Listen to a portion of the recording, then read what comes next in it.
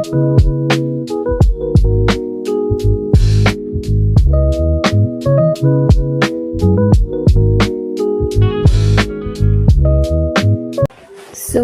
Yes, Jai Hind to all students here.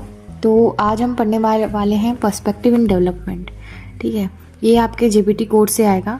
तो आप JBT first year से हैं तो आप इसे ज़रूर कंसिडर कीजिएगा।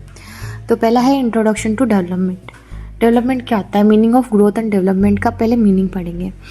तो जो ग्रोथ है, ग्रोथ जो है वो आपके बॉडी और उसके हिस्से की, अगर वो चीज़ उसमें इंक्रीज़ हो रही है, बढ़ रही है, तो किस में आएगी, ग्रोथ में।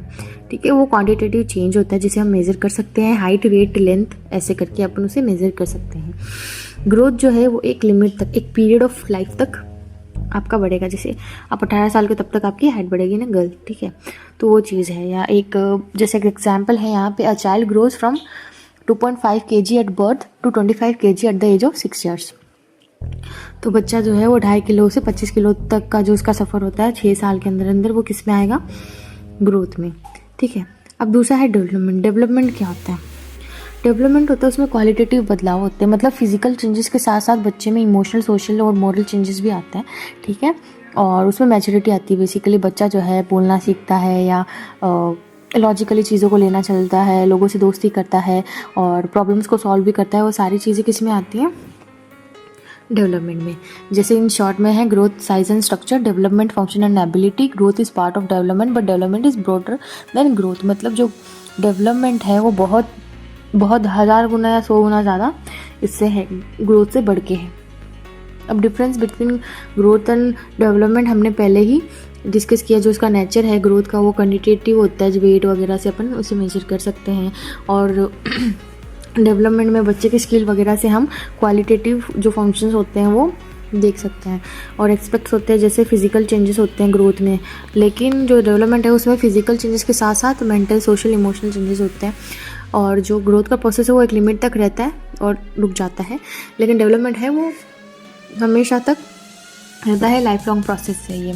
ठीक है, अब दूसरा है principle of growth and development. Principle क्या है, जो डेवलपमेंट है वो कंटिन्यूस है, मतलब वो आपके जब तक आप मरोगे, आप मरने के टाइम तक जब तक ये आपके साथ रहेगा। ठीक है, डेवलपमेंट जो है इंसान में होता रहता है।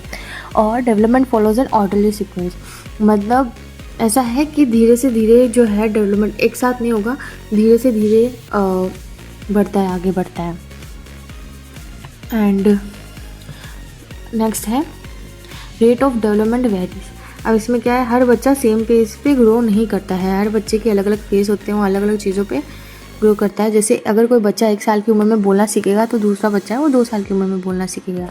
ठीक है, फिर development is from general to specific. अब जो डेवलपमेंट है ये क्या है कि पहले बच्चा जो है धीरे धीरे से चलना सीखता है, ठीक है, या गिर जाता है चलते चलते, फिर बाद में वो एकदम से क्या होता है, बच्चा दौड़ना सीखता है, तो वो भी एक जनरल से स्पेसिफिक चीज़ में आता है। फिर होता है डोमेन्स इंटररिलेटेड। ठीक है, मतलब क्या है, इसमें डिफरेंट एरियाज आर इंटररिलेटेड। मतलब जो फिजिकल ग्रोथ है वो क्या करती है, mental ability, social adjustment and emotional maturity को भी इफेक्ट करती है। हेरिडिटी क्या होती है, हेरिडिटी वो चीज़ होती है जो हमारे कहाँ से आती है, फैमिली से। तो influence of heredity and environment, अगर आपके बच्चे की हेरिडिटी कैसी होती है, उसके घर वाले की पहले जीन्स पे उस पर डिपेंड करेगा, फिर उसका इन्वायरमेंट, उसके आसपास लोग कैसे शेप दे रहे हैं उन चीज़ को, वो भी किस में आएगी, डेवलपमेंट में, प्रिंसिपल में। प्रिडिक्टेबल बट इंडिविजुअल डिफरेंसेस, इसमें क्या है, sequence of development is same but each child is unique in timing and phase. मतलब डेवलपमेंट एक ही चीज़ तरीके से रहेगा, लेकिन अलग अलग बच्चे में अलग अलग टाइमिंग पे, अलग अलग फेज पे आता है। फिर आता है स्टेजेस ऑफ डेवलपमेंट। पहले इन्फेंसी जो होते हैं उनको बोलते हैं 0 to 2 years के बच्चों को इन्फेंसी में काउंट होते हैं। उनमें क्या होती है, जल्दी जल्दी उनकी हाइट और वेट ग्रोथ होती है। डेवलपमेंट ऑफ मोटर स्किल, जैसे बच्चे चलना सीखते हैं, ठीक है, खड़ा होना सीखते हैं, लैंग्वेज बिगिंस है ना, बोलना, पहला वर्ड 2-3 वर्ड बोलने लगते हैं। फिर होता है अर्ली चाइल्डहुड। अर्ली चाइल्डहुड जो होता है वो 2 से 6 साल के बच्चों में होता है, जिसे toy age and preschool age भी कहते हैं।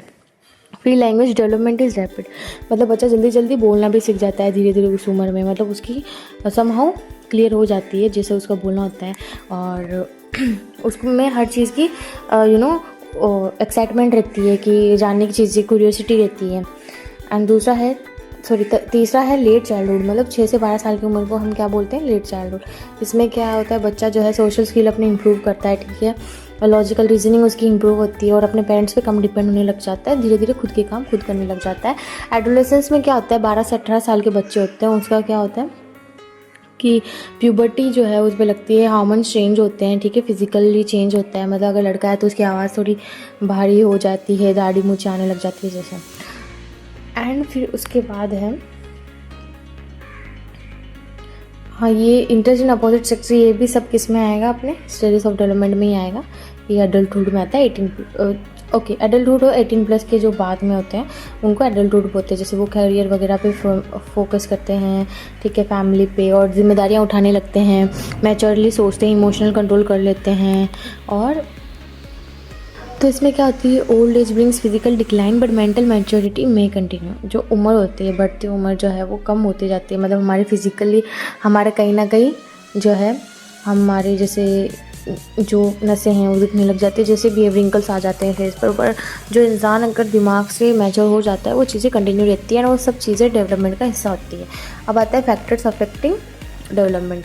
हेरिडिटी, मतलब हेरिडिटी मैंने आपको पहले बताया, जो आपको आ रखी है, फिजिकल अपीयरेंस, हर चीज़ें आपकी फैमिली से आती हैं, ठीक है, आपके पेरेंट्स से आती हैं, इन्वायरमेंट कहाँ से, फैमिली, स्कूल, कल्चर, सोसाइटी, हम इसी जगह रहते हैं, मोस्ट ऑफ द टाइम हमारा टाइम यहीं स्पेंड होता है, तो हमारा इन्वायरमेंट कैसा वो भी डिपेंड करता है। न्यूट्रिशन यानी प्रॉपर हम खा रहे पी रहे हैं वो भी चीज़, क्योंकि हमारी ग्रोथ और ब्रेन को वो डेवलप करने में हेल्प करती है।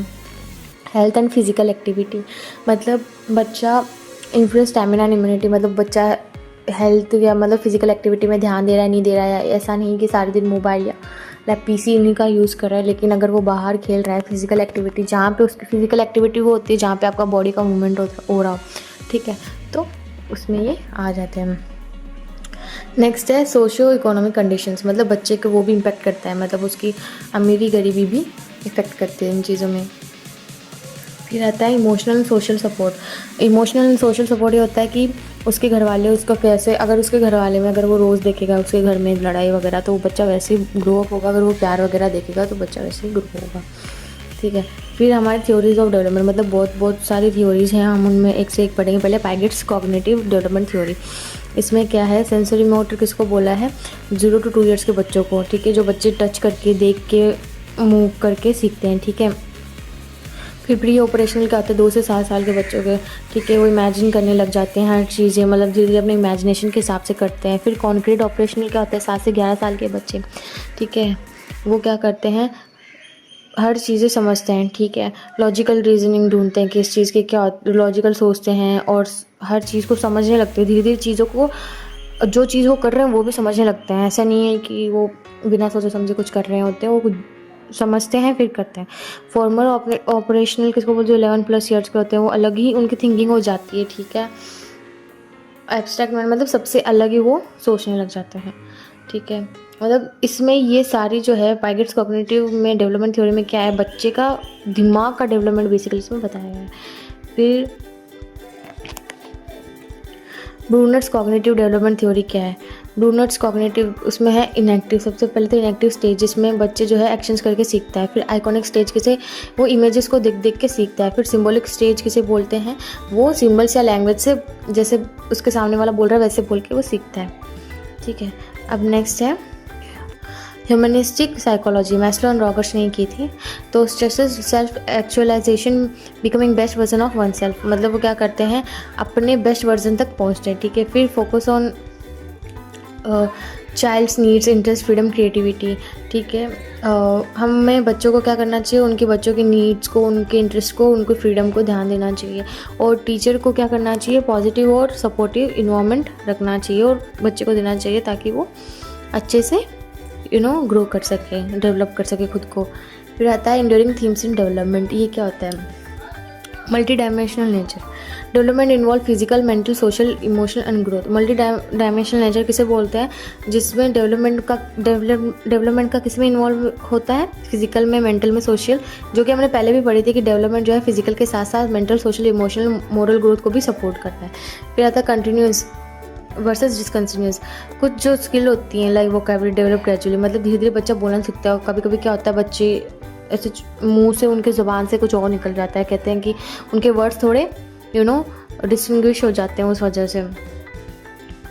और फिर होता है सोशियो कल्चर कॉन्टेक्स्ट। उसमें क्या होता है, कल्चर डिपेंड करता है, फैमिली उसकी कौन से कल्चर है, कौन से ट्रेडिशन है, वो भी चीज़ें इफेक्ट करती है उस बच्चे की थिंकिंग पे, ठीक है।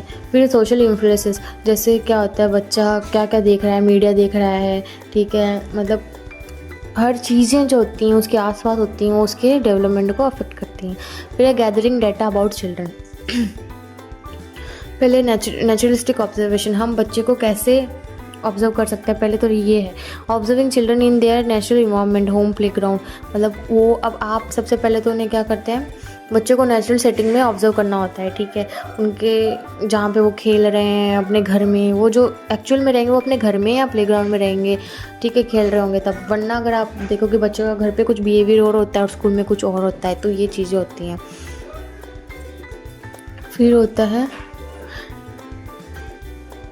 अब इसमें मेरिट्स और लिमिटेशन भी दी हुई है। सबसे पहले मेरिट्स ये है, behaviour is natural and realistic, realistic भी बिहेवियर मिलता है जो कि सही है। लिमिटेशंस क्या है इसकी, जो कि बोल रहे हैं observe bias, the time consuming, time लगता है, ऑब्जर्व बायस आ सकती है, मतलब हम इस चीज़ को टाइम भी लगता है कभी कभी, और जो हम कर रहे हैं, ठीक है, वो ऐसा हो सकता है कि जो हम देख रहे हैं वो हो भी ना हो। लाइक बच्चा जितना उसमें चुपचाप दिख रहा है वो एक्चुअल में चुपचाप ना हो, जितना खेलता हुआ दिख रहा है, मतलब डिफरेंट पर्सनैलिटी आ सकती है। फिर दूसरा है इंटरव्यू, बच्चे पेरेंट्स से बात करके बच्चों से मतलब डायरेक्ट क्वेश्चन पूछो, ठीक है। कोई भी बच्चे पेरेंट्स से बात करके इंफॉर्मेशन लेना। टाइप्स क्या है इसके, देखो, स्ट्रक्चर्ड, सेमी स्ट्रक्चर, अनस्ट्रक्चर। मतलब तो पहला तो ये है कि आप बच्चों से डायरेक्ट सवाल पूछ लो, ठीक है, तो उसमें आपके मेरिट्स ये आ जाते हैं कि या तो बच्चा पूरी डिटेल बताते। लिमिटेशन ये आती है कि बच्चा डर के मारे गलत आंसर देते। फिर थर्ड है reflective journals, teacher student record experiences, reflection analysis, helps in self evaluation and improvement. इसमें क्या है, टीचर और क्या जो स्टूडेंट है वो क्या करते हैं, हर चीज़ को उनको एक्सपीरियंस जो रिकॉर्ड करने चाहिए, ठीक है, एक्सपीरियंस वगैरह को, और डेली एक्सपीरियंसेस लिखना और एनालाइज करना चाहिए। फिर फोर्थ है एनेक्डोटल रिकॉर्ड। एनेक्डोटल रिकॉर्ड क्या है, short factual notes of significant incidents.